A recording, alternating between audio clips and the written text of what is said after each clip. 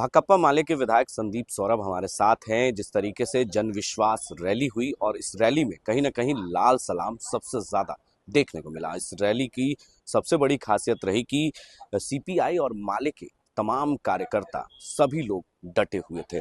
क्या लगता है बिहार में आपका जनाधार बढ़ा है? जिस तरीके से आरजेडी से सबसे ज्यादा लाल सलाम के झंडे दिख रहे थे, वजह क्या है? देखिए, ज्यादा कम की बात नहीं है। बात है कि महागठबंधन का आह्वान था और जनता में एक जबरदस्त उत्साह था।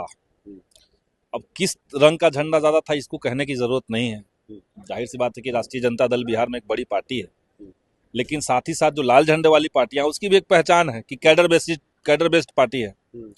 और माले आज तक अपने रैली में भी या किसी की रैली में हम लोग खर्च करके लोगों को नहीं बुलाते हैं। यहाँ तक कि आपने रैली में देखा होगा कि जो माले की तरफ से लोग आए थे उनको सीधे गांव से वो आए थे और गांधी मैदान में टेंट में उनकी रहने की व्यवस्था थी, वहां रहे। घर से लोग चना वगैरह लेकर के आए थे, भूंजा लेकर के आए थे, सत्तू लेकर के आए थे। लोग उसको खाए पिए आराम से सुबह रैली में रहे, एकदम जोश खरोश के साथ नारे लगाते रहे, लोग लौट गए।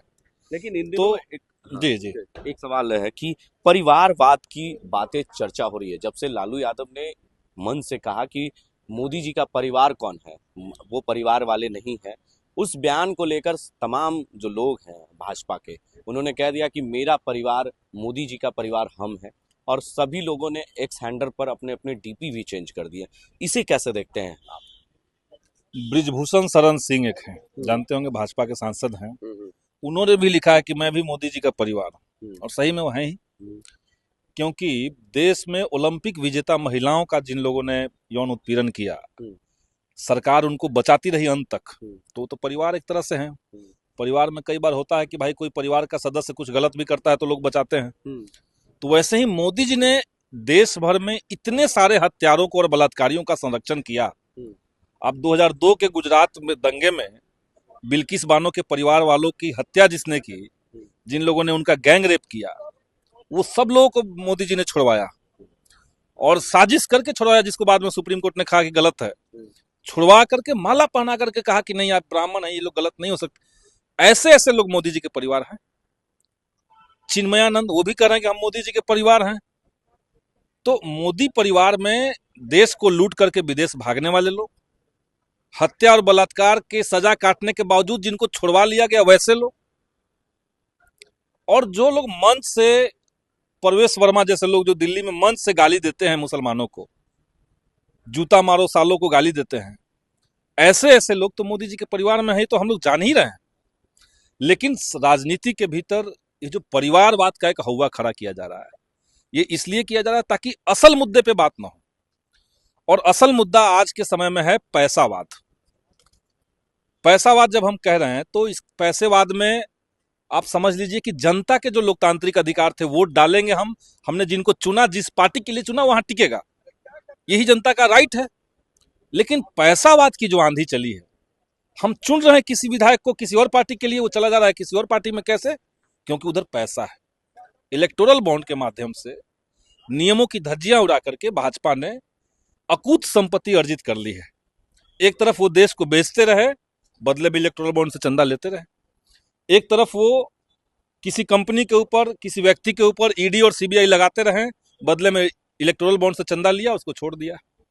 तो इस प्रक्रिया से पैसावाद इतना हावी है, और पैसेवाद पर बात ना हो इसलिए परिवारवाद रट रहे हैं लोग। अंतिम सवाल संदीप जी, अभी तक सीट शेयरिंग का मामला आप लोगों में फंसा हुआ है। भाजपा ने एक पहले सीट की शेयरिंग का जो है दे दिया 195, दूसरी लिस्ट भी जारी, लेकिन आपका ना पहला ना दूसरा, आखिर वजह क्या है? नहीं, देखिए, भाजपा को तो अभी बहुत कुछ करना है, और भाजपा ने कहाँ बिहार में दिया है? बिहार में वो लोग कहाँ दे पाए, नहीं दे पाए हैं।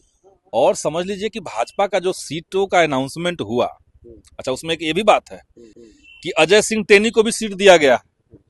जिस व्यक्ति ने किसानों के साथ गाली गलौज की, जिसके बेटे ने किसानों की कुचल करके हत्या कर दी, वैसे व्यक्ति को आपने टिकट दिया हुआ है। देश में किसान आंदोलन है, इसका मतलब कि आप साफ साफ कह रहे हैं कि हम किसानों की परवाह नहीं करते।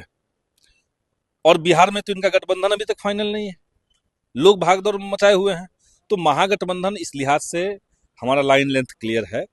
हम एनडीए के खिलाफ एक उम्मीदवार बिहार से उतारने के लिए तैयार हो गए हैं।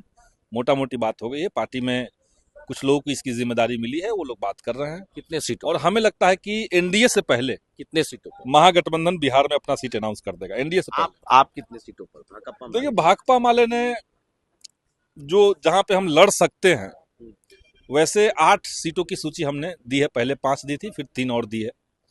तो हमने 8 सीटों की सूची दी है और उस पर निगोशिएशन होगा, बातचीत होगी, और उसमें जितना मिलेगा हम लोग लड़ेंगे उस पर। तो देखिए, साफ तौर से कह सकते हैं कि सीट शेयरिंग का मामला कहीं ना कहीं जो जल्द ही साफ हो जाएगा, और इसको लेकर संदीप सौरभ ने साफ शब्दों में कह दिया कि हमने पहले 5 दी थी, अब 8। भाजपा के वैसे लोग परिवार हैं जो बलात्कारी हैं और पहले किसान विरोधी हैं, वैसे लोग ही भाजपा के साथ हैं और भाजपा के परिवार हैं। बिहार में इन दिनों परिवारवाद की राजनीति खूब हो रही है। ऐसे में संदीप सौरभ जो भाकपा माले के विधायक हैं, उनसे हमारी खास बातचीत हुई।